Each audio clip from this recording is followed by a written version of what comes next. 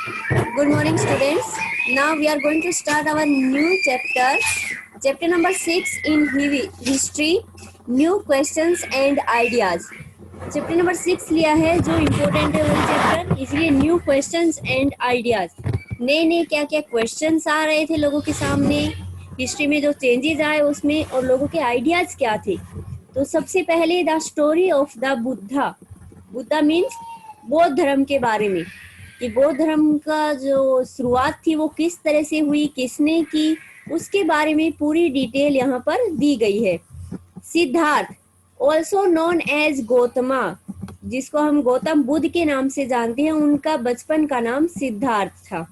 The founder of Buddhism, जिन्होंने बौद्ध धर्म की स्थापना की, गौतम बुद्ध को मानते हैं हम, बौद्ध धर्म की स्थापना की, उनके बचपन का नाम सिद्धार्थ था। Was born about 2500 years ago. He was born about it means exact नहीं है, लगभग, कि लगभग उनका जन्म 2500 साल पहले हुआ था। हिस्ट्री में हमारी कोई भी बात बिल्कुल एग्जैक्ट नहीं होती है, कोई भी जो डेट आती है उसके सामने अबाउट लगा हुआ होता है। इट मीन्स क्या हुआ कि वो निश्चित नहीं है, एग्जैक्ट नहीं है कि वही डेट होगी। Is that clear? He belonged to a small Gana known as Sakyagana and was a क्षत्रिय। किससे रिलेटेड था? एक गना, जो कि एक एंशिएंट टाइम में छोटे छोटे एरियाज को गना बोला जाता था, सक्य गना से रिलेटेड थे, और वो एक क्षत्रिय थे। जो राजा महाराजा जो बनते हैं, सैनिक होते हैं ना, उस समुदाय से रिलेटेड थे। When he was a young man, he left the comfort of his home in search of knowledge. जब वो बड़े हुए, he left the comfort of his home, तो उन्होंने अपने घर छोड़ दिया, किस लिए? In search of knowledge, ज्ञान की तलाश में। जब वो बड़े हुए तो उन्होंने अपना घर ज्ञान की तलाश में, सच्चा ज्ञान पाने के लिए उन्होंने अपना घर त्याग दिया था। He wandered for several years and meditated for days and under a peepal trees at बोध गया in बिहार। वो काफी सालों तक इधर उधर घूमते रहे, मेडिटेट किया उन्होंने, इट मीन्स उन्होंने तपस्या की, और लास्ट में उन्होंने बिहार में बोध गया, बिहार में बोध गया नामक जगह पर एक पीपल के पेड़ के नीचे उन्होंने बैठकर तपस्या की। वेयर ही अटेंड एनलाइटमेंट, और वहीं पर उनको सच्चा ज्ञान प्राप्त हुआ। बिहार में बोध गया नामक जगह पर एक पीपल के पेड़ के नीचे बैठकर उन्होंने तपस्या की, और वहां पर उनको सच्चे ज्ञान की प्राप्ति हुई। After that he was known as the Buddha और द वाइज वन, और उसके बाद से ही उनको बुद्ध और वाइज वन मतलब बुद्धिमान कहा जाने लगा। He then went to Sarnath, यहाँ से ज्ञान मिलने के बाद वो सारनाथ गए, नियर वाराणसी, वाराणसी के निकट है सारनाथ। यहाँ से ज्ञान प्राप्त होने के बाद, बोध गया में ज्ञान प्राप्त हुआ, उसके बाद वो सारनाथ गए। Where he taught for the first time, वहां पर वो पहली बार लोगों के सामने बोले।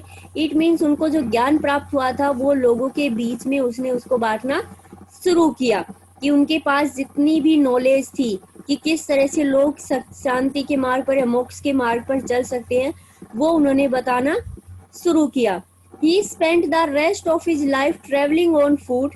उन्होंने अपनी बाद की पूरी लाइफ, ज्ञान मिलने के बाद पूरी लाइफ उन्होंने पैदल ट्रेवल करते हुए निकाल दी। Going from place to place, एक जगह से दूसरी जगह पर जाते हुए। टीचिंग पीपल, लोगों को उपदेश देते हुए।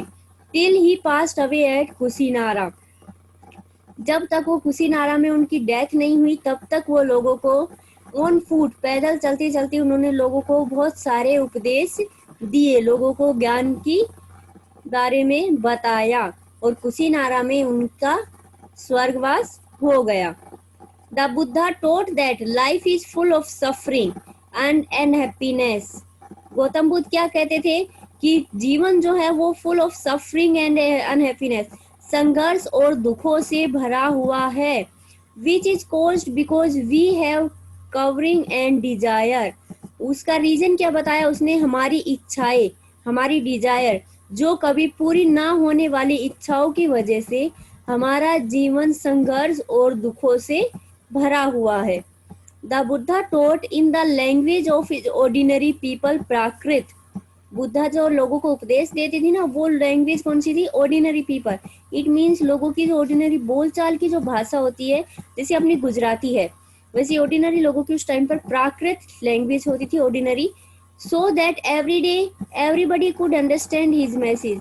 और वो इसलिए इस लैंग्वेज में बोलते थे ताकि सब लोग समझ सके। अब आपने यहाँ पर भी कुछ लोगों को हिंदी समझ में नहीं आती है, तो गुजराती बोले तो सबको समझ में आता है, तो कोई व्यक्ति उनको अगर गुजराती में समझाएगा तो ज्यादा अच्छे से समझ में आता है। वैसे ही उन्होंने भी उसी लैंग्वेज को चुना जिससे कि वो लोगों को ज्यादा से ज्यादा समझ में आ सके। नेक्स्ट है उपनिषद। हमारे जो वेदों की अगर हम बात करें, उसमें उपनिषद जो है वो सबसे इम्पोर्टेंट माने जाते हैं। These are part of the later Vedic text। ये हमारे वैदिक जो हैं, वेद जो हैं, उनका एक पार्ट माने जाते हैं। Upanishad literary means approaching and sitting near. Upanishad का लिटरेरी मीन्स होता है पास में बैठकर ज्ञान प्राप्त करना। ठीक है, उपनिषद का लिटरेरी मीन्स है अप्रोचिंग एंड सीटिंग नियर, पास में बैठकर ज्ञान प्राप्त करना। दे डिस्क्राइब द आत्मा और the individual soul and the Brahma और the universal soul that ultimately were one. उन्होंने ये डिस्क्राइब किया है कि आत्मा और हमारी अलग अलग सब व्यक्तियों की जो आत्माएं हैं, ब्रह्मा जो है वो सब कुछ, और यूनिवर्सल सोल जो है, अल्टीमेटली सब कुछ एक ही है, कुछ नहीं है, सब कुछ एक ही है। Most Upanishadic thinker were men, specially Brahmins and Raja.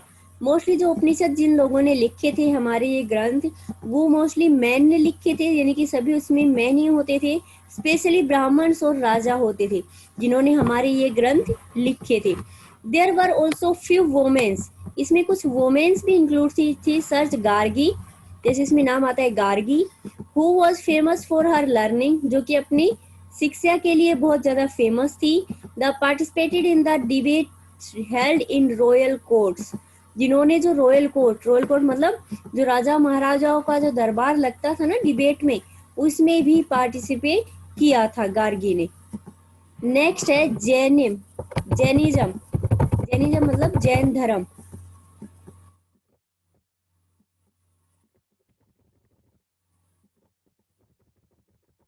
The last and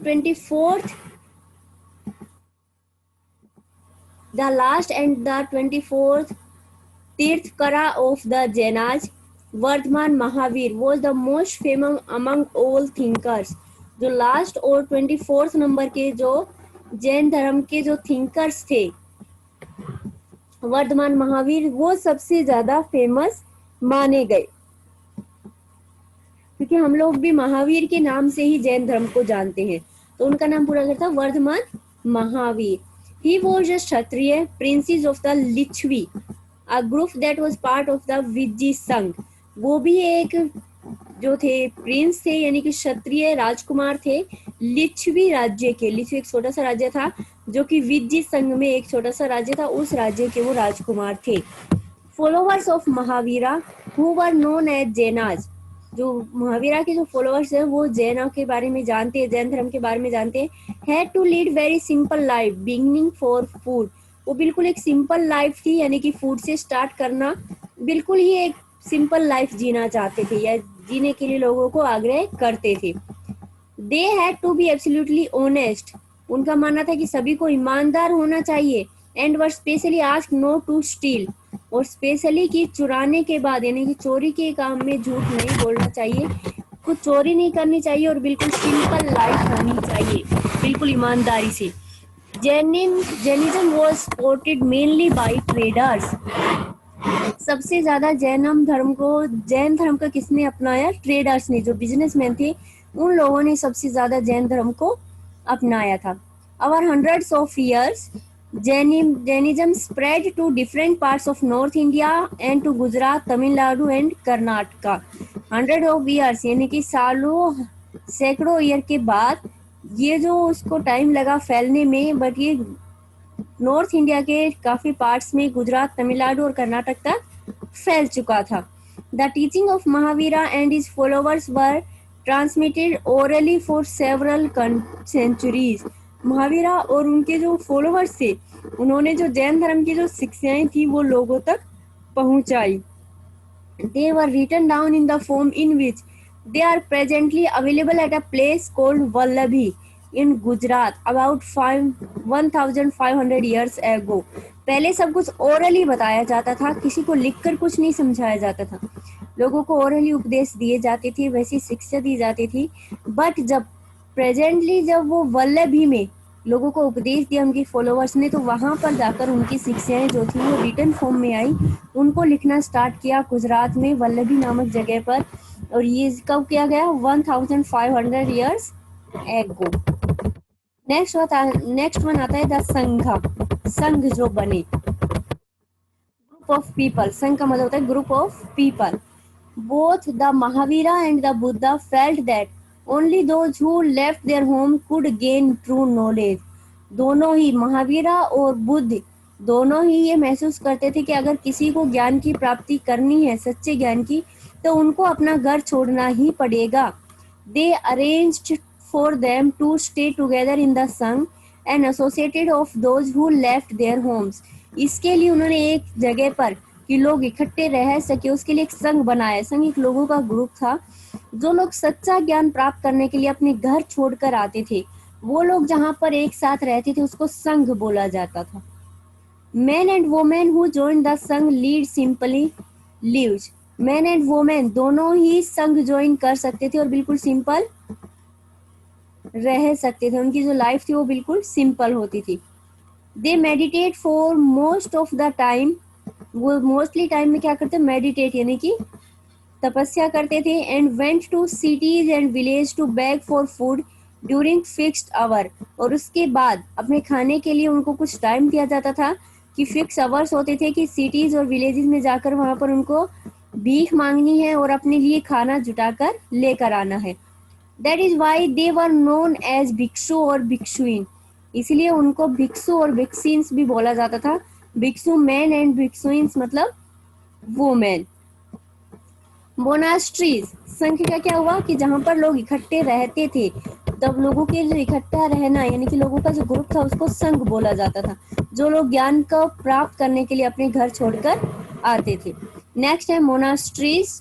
both जैनाज and Buddhist monk, monk कौन होते थे? जो बौद्ध या जैन धर्म को अपनाते थे, उनको मैन को मोन्क कहा जाता था और वुमेन को नन्स कहा जाता था। Monks went from place to place throughout the year teaching place. जो बौद्ध और जैन धर्म को जो लोग अपनाते थे, वो लोग लोगों को शिक्षाएं देने के लिए एक जगह से दूसरी जगह पर घूमते रहते थे। Many supporters of the monk and nuns, काफी जो उनके फॉलोवर्स थे मोन्क और नन के, and they themselves felt the need for more permanent shelters and so monasteries were built। और जिन्होंने ये महसूस किया कि उनके रहने के लिए भी कोई जगह होनी चाहिए, तो वो जो जगह उन लोगों के रहने के लिए बनाई गई उसको मोनास्ट्रीज बोला गया। These were known as vihara, उसको विहारा भी बोला गया। ठीक है, समझ में आया कि जिन लोग जैन धर्म और बौद्ध धर्म जिन लोगों ने अपनाया और वो घूम फिर कर लोगों को जो शिक्षाएं देते थे, उसके बाद उनको कहीं पर एक जगह पर परमानेंट सेटलमेंट की जरूरत महसूस हुई, तो वहां पर जो उनके रहने के लिए जो बनाए गए उन जगह को मोनास्ट्रीज या विहारा बोला गया। The land on which the vihara was built was donated by a rich merchant और अ लैंड ओनर और द किंग। और ये जो विहारा या मोनास्ट्री जो बनाए जाते थे, ये या तो कोई रिच जो पर्सन मर्चेंट्स होते थे, लैंड ओनर होते थे, वो डोनेट करते थे, क्योंकि इन लोगों के पास तो पैसे होते ही नहीं थे खुद के लिए कुछ बनाने के लिए, ये तो भीख मांगकर अपना काम चलाते थे। तो वैसे ही कि उनको जो रिच पर्सन डोनेटर्स जो होते थे, जो मानते थे बौद्ध धर्म जैन धर्म को, या राजा मानता था, तो उनके रहने के लिए वो ये सब कुछ बनवाते थे। The local people came with gift of food clothing and medicine for the monk and nuns. और जो लोकल पीपल होते थे, आसपास के जो लोग होते थे, वो इन लोगों को खाना, कपड़े और मेडिसिन वगैरह जो भी जरूरत होती थी इनको मॉन्क्स और नन्स को, वो उनको अवेलेबल करवाती थी। तो ये नए आइडियाज उस टाइम पर, नए क्वेश्चंस और नए आइडियाज लोगों के बीच में फॉरवर्ड हो रहे थे। Okay, thank you.